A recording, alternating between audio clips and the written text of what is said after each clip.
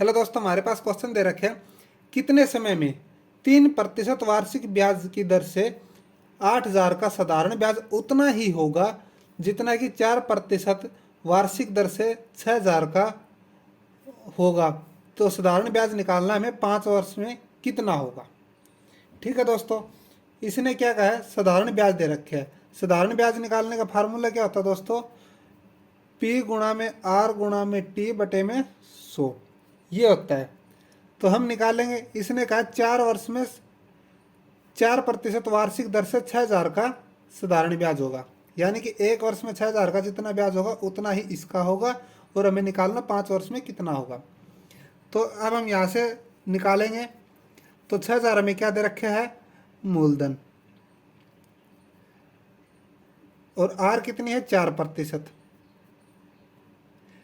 समय 5 वर्ष। इसको 2 जीरो से 2 जीरो कट कर लेंगे तो हमारे पास कितना आएगा, 4 पंजे 20 और 6 दूनी 12, यानी कि 1,200 रुपये क्या आ गया, हमारा ब्याज आ गया।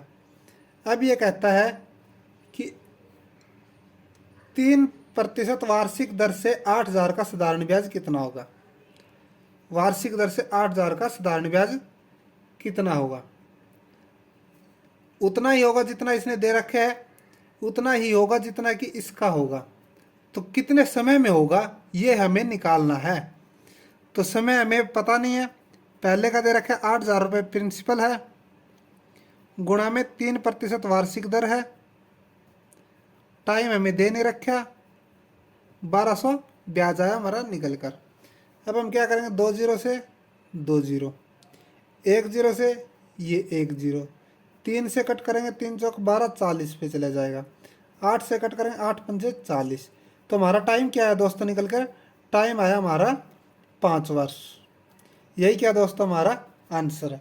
इसी तरह की शॉर्ट ट्रिक वीडियो देखने के लिए दोस्तों चैनल को लाइक शेयर सब्सक्राइब करना मत भूलिए, ताकि आने वाली वीडियो का नोटिफिकेशन आपको जल्द से जल्द प्राप्त हो सके।